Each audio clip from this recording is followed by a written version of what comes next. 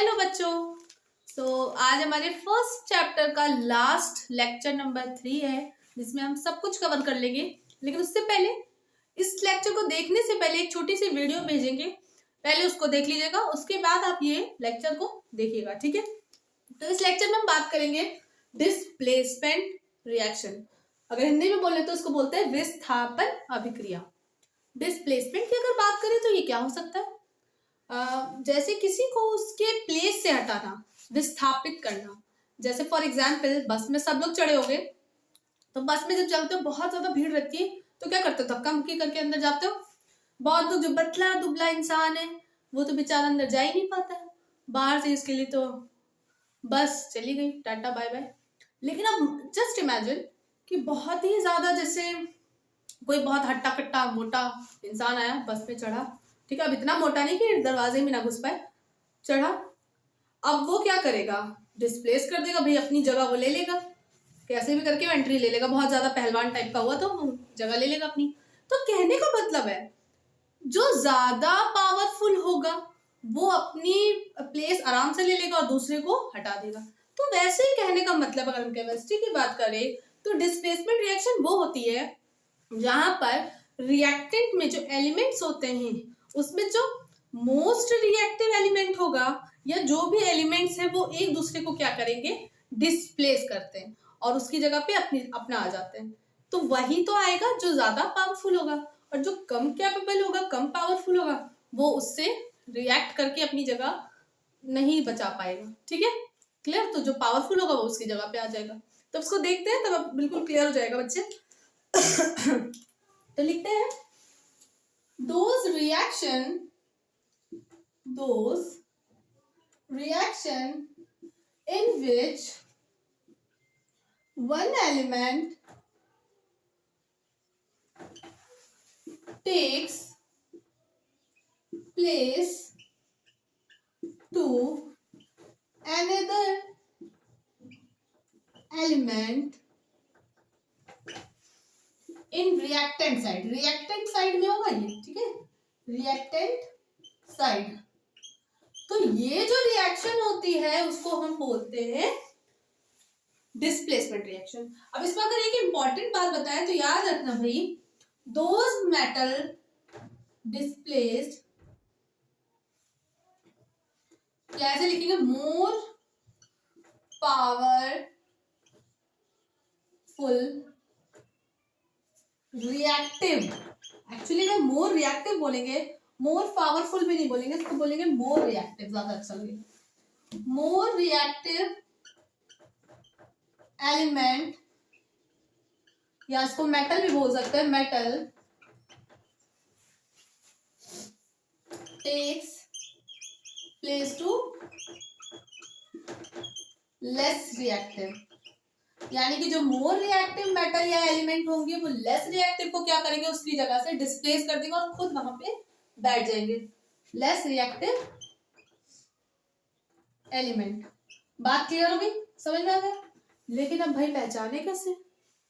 ये तो बड़ी दिक्कत की बात है कि कौन सी ज्यादा है और कौन सी लेस रिएक्टिव है। तो ये आगे बताएंगे कि कौन सी मेटल होती है। कुछ सीरीज सब नहीं याद करनी है, कुछ स्पेसिफिक जो रिएक्शन में पूछे जाते हैं उन मेटल्स को हम लोग याद करेंगे और एक अच्छे से मेथड से याद करेंगे, जिससे कि बहुत ही इजीली हम लोग को याद हो जाएगा। तो पहले इसको नोट कर लो भाई फटाक से।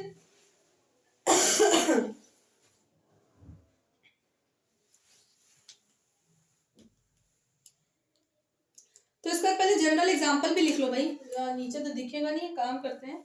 इसका जनरल एग्जांपल यहाँ लिख दे। जनरल एग्जांपल क्या होगा?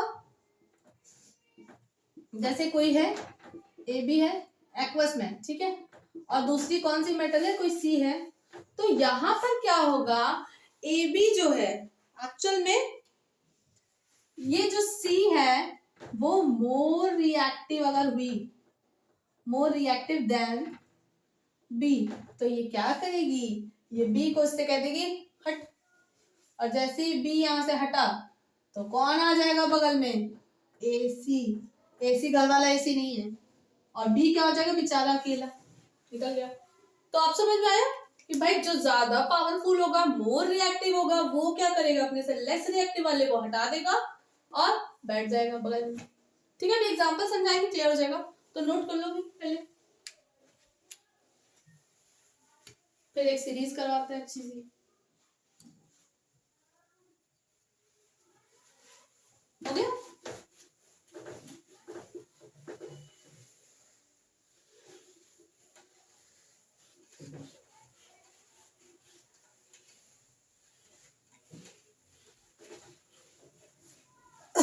तो भाई कुछ सीरीज है, तो यहाँ बोलेंगे द रिएक्टिविटी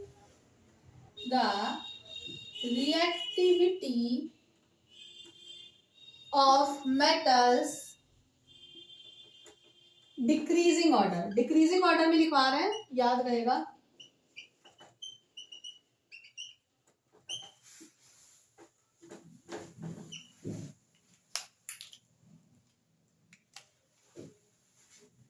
नहीं रुको, ब्लैक से लिखते हैं कुछ।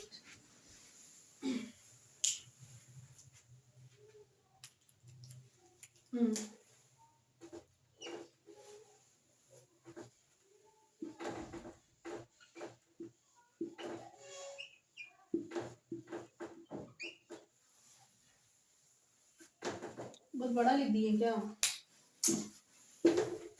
रुको थोड़ा छोटा लिख दे तो आसानी पड़ेगी।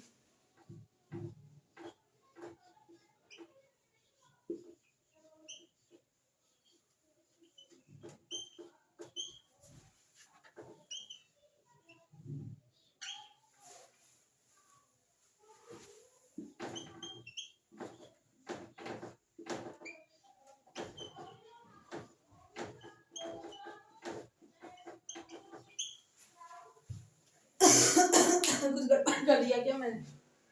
अच्छा ये होगा ना, पहले पहले एजी आएगा ना, एजी फिर क्या आएगा, एयू।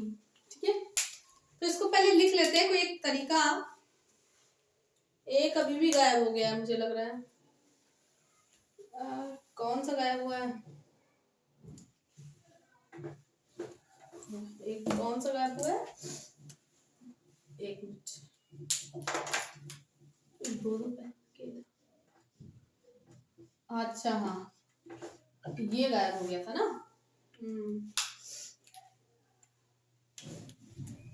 का बोल रहे थे, तो इसको याद करना है। केदार नाथ का भूल गए थे, का मांगे आलू। मांगे आलू तुम ही लोग के लिए बनाया है, ये तो सुना सुनाया होगा। अब इसको क्या कहते हैं, ये अपने आप से बना डाला। जिंदगी फीकी, कुछ भी बना दिया, फीकी है। ठीक है, जिंदगी अब तो हरी भरी आ जाएगी भाई, रात का मौसम आ रहा है, तुम लोग को तो पता ही है ना, फेब्रुअरी आ रहा है, फीकी है। ठीक है, इसको क्या बोलते हैं, जिंदगी फीकी है। क्या बनाया इसका, कुछ बनाया तो था। हाँ, इसको यू ना भाई, सी यू, चांदी सोना। तो बोलते होगे सी यू सोना, तो सी यू चांदी सोना, ही तो याद ही रहेगा सबको, सी यू सोना, सी यू चांदी सोना। तो याद रखना, केदार मतलब ये क्या, पोटेशियम, नाथ सोडियम, का कैल्शियम, मांगे मैग्नीशियम, आलू एल्युमिनियम, जिंदगी जिंक, फीकी आयरन है, हाइड्रोजन सी यू कॉपर, चांदी यानी कि एजी अर्जेंटम, ए यू ऑरम यानी कि सोना। तो बहुत ही सिंपल है। अगर हम सबसे बड़ी बात करें रिएक्टिविटी की, तो सबसे पहले पोटेशियम, फिर sodium, calcium, magnesium, aluminium, zinc, iron, hydrogen, copper, silver और गोल्ड। तो ये बिल्कुल अच्छे से याद करना है, इसलिए क्योंकि ये पैटर्न याद होना चाहिए, क्योंकि अगर हमने मान लो ये साथ में दे दिया, तो कौन ज्यादा रिएक्टिव, जो ज्यादा रिएक्टिव हुआ वही तो डिस्प्लेस करेगा। जैसे हम अगर आयरन और जिंक की बात करें, तो डिस्प्लेस करने की पावर किसके पास है ज्यादा, मोर रिएक्टिव कौन है, जिंक है ना। तो अगर जिंक और आयरन में कोई चीज है, तो जिंक डिस्प्लेस कर सकता है आयरन को, लेकिन आयरन के अंदर ये कैपेबिलिटी नहीं है कि वो जिंक को डिस्प्लेस कर सके। तो ये ऑर्डर है बच्चे, और इसको बहुत ही अच्छे से याद करना है। बात क्लियर हुई, डिक्रीजिंग ऑर्डर है, इसको लिख लो बहुत अच्छे से।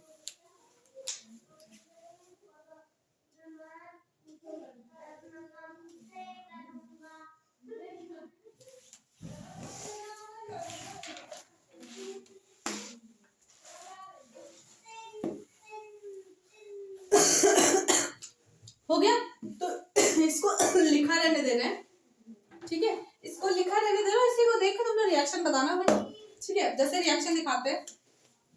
अब इसमें एक है displacement of copper by zinc. तो अब जैसे हमने क्वेश्चन लिया, जैसे कॉपर सल्फेट ब्लू कलर का एक सोल्यूशन होता है, लाइट ब्लू कलर का, उसकी रिएक्शन हमने करा दी जिंक से और पूछा कि प्रोडक्ट क्या बनेगा। तो बहुत ही सिंपल है, अगर जिसको ये सीरीज याद है वो बता सकता है कि जिंक और कॉपर में ज्यादा रिएक्टिव कौन है। तो बच्चे खुद ही देखो, जिंक आगे है, कॉपर बहुत पीछे, तो बिल्कुल इजीली ये जिंक जो है मोर रिएक्टिव है, तो वो क्या करेगा, कॉपर को इसमें से क्या करेगा, सल्फेट को डिस्प्लेस करके क्या करेगा, अपने पास रख लेगा और क्या बना देगा, जिंक सल्फेट। और बेचारा कॉपर क्या हो जाएगा, हमारा अकेला पड़ जाएगा।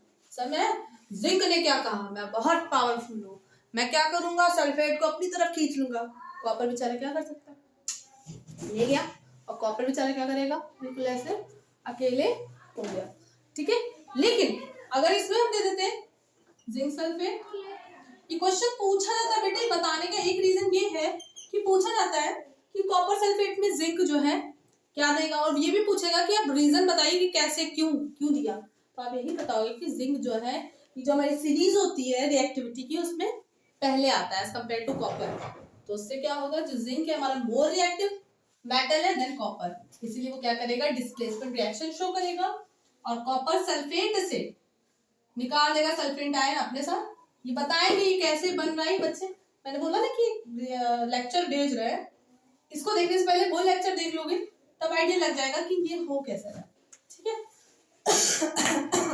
चलो, तो ये हमारा क्या बना देगा, जिंक सल्फेट है, ये कॉपर, और पूछेगा कि भाई ये रिएक्शन शो करेगा, तो बिल्कुल नहीं करेगा, नो रिएक्शन, बिकॉज यहाँ पे कॉपर क्या है, less stable as compare to zinc sulphate. तो इसकी तो ये औकात ही नहीं है, ताकत ही नहीं है कि इसमें से जिंक को कोई आंख उठा के देखे और उसमें से सल्फेट ले जाए, ठीक है, बात क्लियर हो गई। अब एक आध रिएक्शन और देते हैं, इसको नोट कर लो अच्छे से। मांगिए, हो गया, चलो एक रिएक्शन और देख लो, और बहुत अच्छे से पढ़ते रहो भाई, कोई भी डाइवर्ट करने के लिए अपना दिमाग कहीं भी मत लगाना। अब जैसे नेक्स्ट रिएक्शन है हमारी कैल्शियम सल्फेट ले लो, ठीक है, कैल्शियम सल्फेट या फिर कॉपर सल्फेट ले, तो चलो छोड़ो, बहुत ही आगे पढ़ जाएंगे। कॉपर सल्फेट है, कॉपर सल्फेट की रिएक्शन हमने मैग्नीशियम से कराई, सॉरी मैग्नीशियम से कराई, और पूछा ये रिएक्शन देगा, तो बिल्कुल देगा, मैग्नीशियम हमारा यहाँ है, कॉपर वहां है, तो ये क्या बना देगा, मैग्नीशियम सल्फेट, और कॉपर क्या करेगा बेचारा, अकेले चला जाएगा सॉलिड में, ठीक है। ये एक्वस में रहेगा, ये एक्वस में, ये भी एक्वस में रहेगा, सोल्यूशन मतलब, ठीक है। उसके बाद इन्होंने ये क्वेश्चन भी बहुत पूछते हैं, कॉपर सल्फेट है, इसकी रिएक्शन आयरन से कराओगे, बताओ क्या प्रोबेबिलिटी देगा, तो बिल्कुल आयरन यहाँ है, कॉपर वहाँ है, तो ये आयरन सल्फेट दे देगा, और हमारा क्या होगा, ओपन करें। तो बच्चे ये रिएक्शंस, ये सीरीज बहुत अच्छे से एकदम दिमाग में बैठा लेना, तो कोई दिक्कत ही नहीं होगी तुम्हें डिस्प्लेसमेंट रिएक्शन बताने में, नोट कर लो। और इसके बाद हम बात करेंगे हैलोजेंस के बारे में, कि जो हैलोजेंस होती है वो भी डिस्प्लेसमेंट रिएक्शन देती है, तो बिल्कुल देती हैं।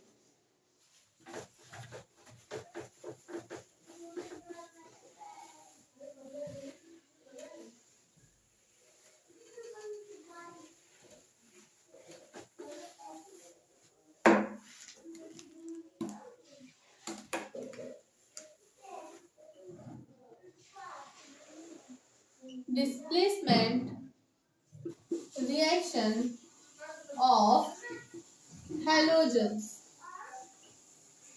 ठीक है।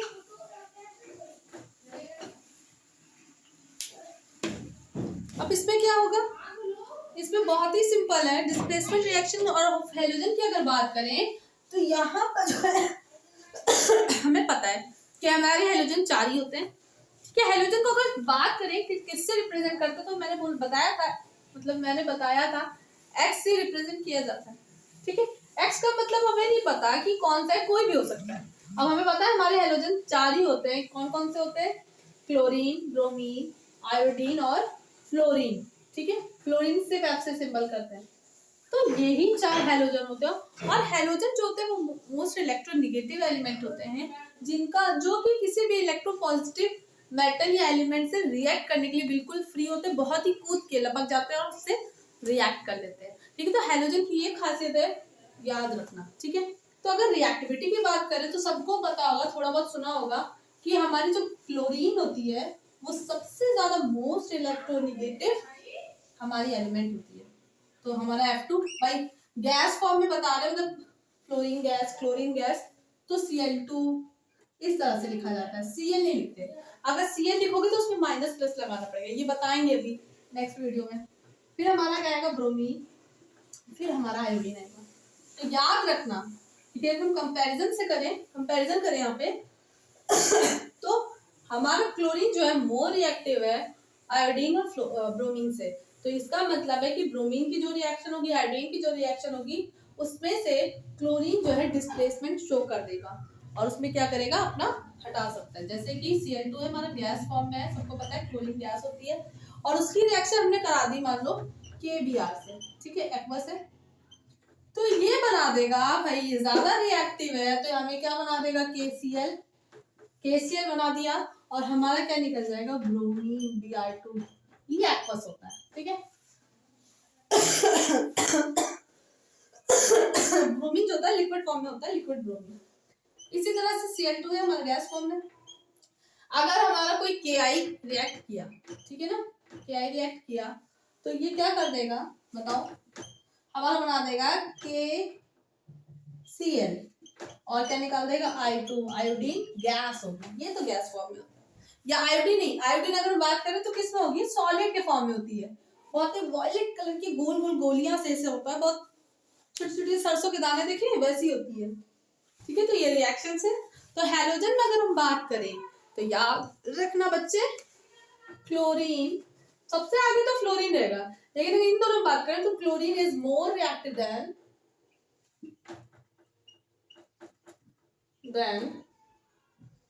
Bromine and iodine. ठीक है, ये देखो मैंने I2 Br2 नहीं लिखा, ओके।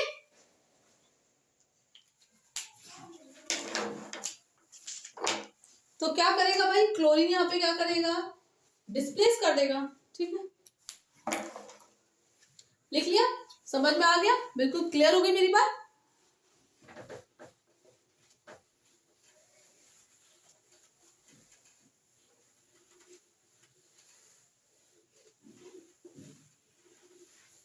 अब हम बात करेंगे डबल डिस्प्लेसमेंट रिएक्शन की, यानी कि अभी तो कोई एक ही चीज डिस्प्लेस कर रही थी, लेकिन अभी क्या होगा कि जो डिस्प्लेसमेंट होगा वो रिएक्टेंट में भी अलग अलग टाइप्स पे होगा, मतलब वही दोनों आपस में एक्सचेंज करेंगे।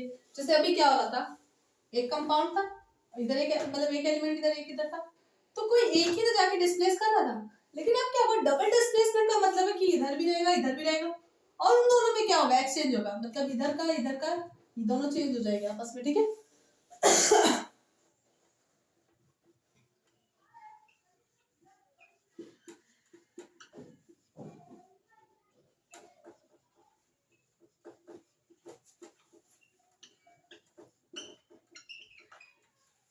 हिंदी में बोलते हैं द्वि विस्थापन अभिक्रिया।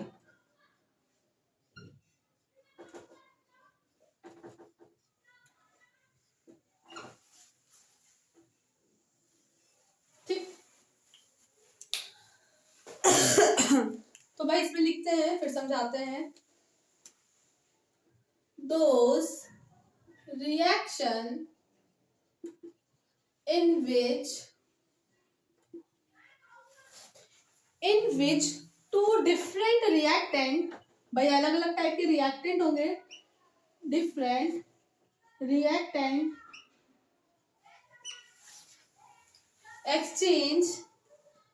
exchanges their ions। देखो यहाँ आयंस की बात हुई है, तो वही मैं कह रही हूँ कि जिससे पहले वाली वीडियो एक भेजेंगे, अपलोड करेंगे, उसको पहले देख लेना।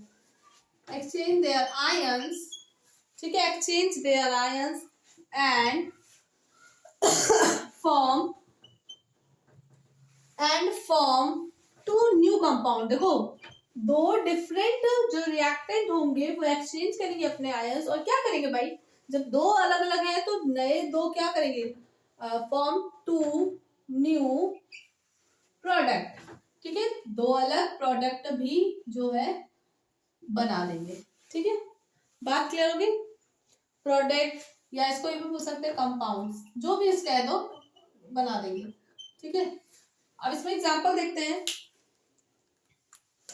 एग्जांपल जैसे है हमारा BaCl2।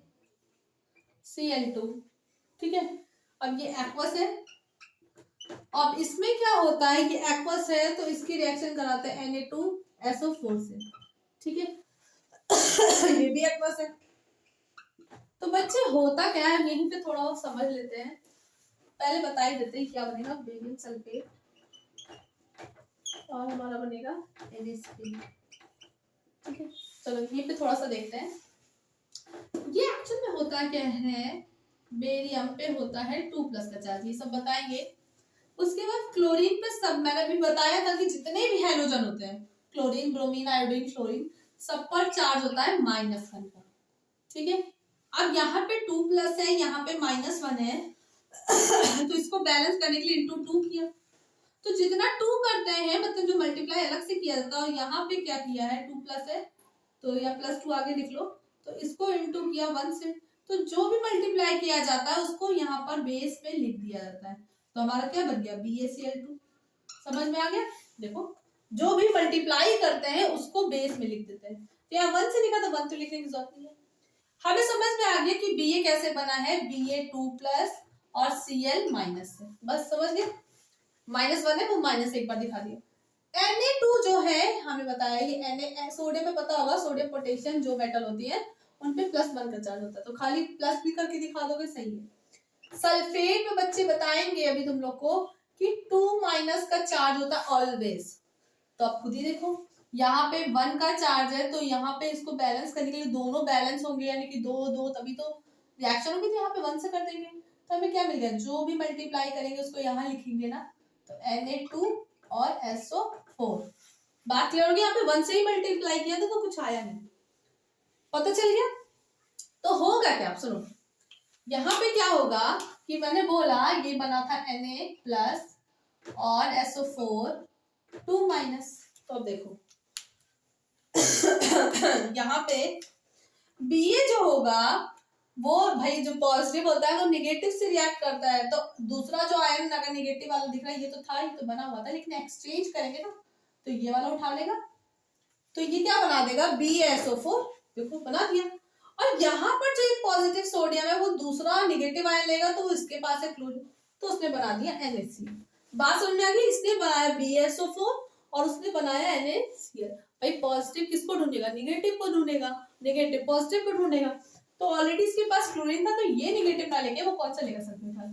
तो ये जो आयंस होते हैं मतलब किसी भी कंपाउंड में, किसी भी मेटल में पॉजिटिव निगेटिव जो चार्ज आ जाते हैं उन्हीं को कहते हैं आयंस। ठीक है, तो यहाँ पे देख रहे हो अगर रिएक्शन में, तो इसके भी आयंस चेंज हो रहे हैं, इसके भी आयंस चेंज हो रहे हैं, और दो अलग डिफरेंट न्यू प्रोडक्ट बना रहे हैं। तो इसे ही रिएक्शन को कहते हैं डबल डिस्प्लेसमेंट रिएक्शन। ठीक है, तो अगर कभी भी कोई रिएक्शन अगर डिस्प्लेसमेंट और डबल डिस्प्लेसमेंट पे आ गई तो उसमें क्या होगा, रिएक्टेंट जो होंगे दो होंगे, लेकिन प्रोडक्ट जो बन रहा होगा मतलब एक सिंगल बन रहा होगा, जैसे वहां पे जिंक बन रहा था और एक कंपाउंड बन रहा था, जिंक सल्फेट ऐसा कुछ बन रहा था, कॉपर सल्फेट ऐसा। लेकिन यहाँ पे क्या है, यहाँ पे दोनों ही आयंस का एक्सचेंज करके कोई नया प्रोडक्ट अलग अलग टाइप का बन गया, तो ये ऐसा कुछ बनेगा, तो वो रिएक्शन जो होती है हमारी डबल डिस्प्लेसमेंट रिएक्शन होती है। बात क्लियर हो गई, समझ में आ गया। समझ में आ गया। ये आया साइंस का जो फंडा है, अभी मैंने बोला ना कि इससे पहले वाला जो एक लेक्चर अपलोड करेंगे उसमें बताएंगे, नोट कर लो। बहुत इंपॉर्टेंट रिएक्शन है ये, और जिसको आ गई तो फिर तो बल्ले बल्ले। हो गया बच्चे नोट।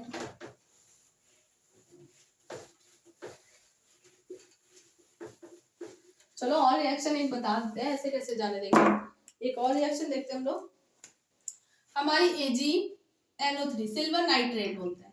ठीक है, Ag3NO3 है, ये एक्वस होता है, इसकी रिएक्शन नमक से करा दी। नमक का मतलब NaCl, ठीक है।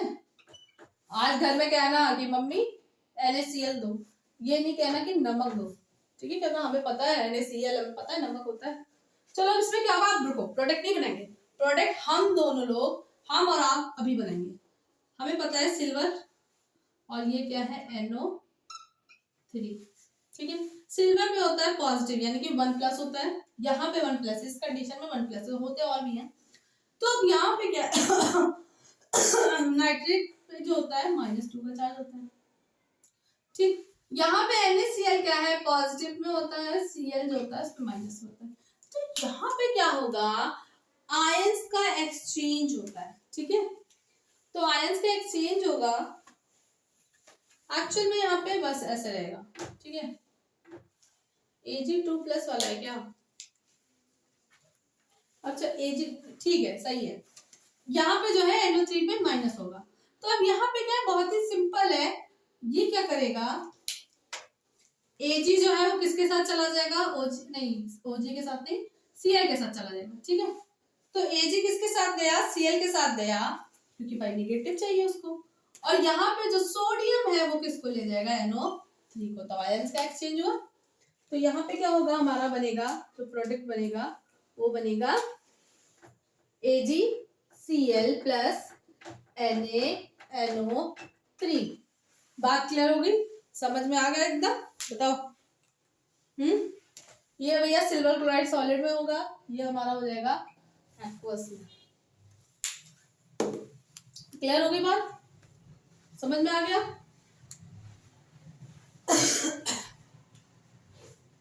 रफ करें।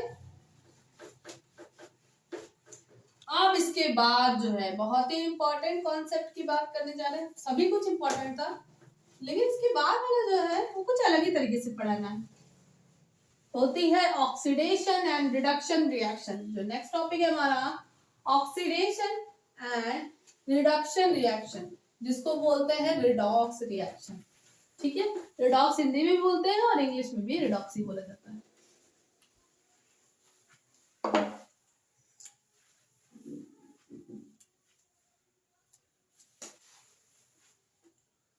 ऑक्सीडेशन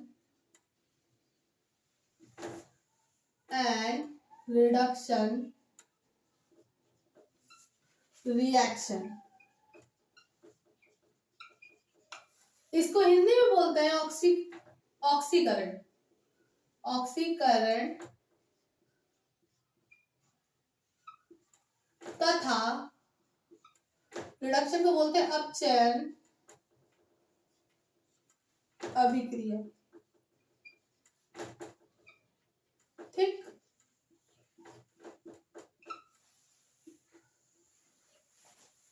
ओके, अब यहाँ पे बात करते हैं तो ऑक्सीडेशन क्या होता है, रिडक्शन क्या होता है, उसको पहले थोड़ा सा जो बताया जाता है उसके अकॉर्डिंग बता देंगे, लेकिन उसके बाद जो मेरे अकॉर्डिंग थोड़ा सा मैं बताऊंगी कि एक्चुअल में उसको समझने का इजी वे कैसे है, ठीक है।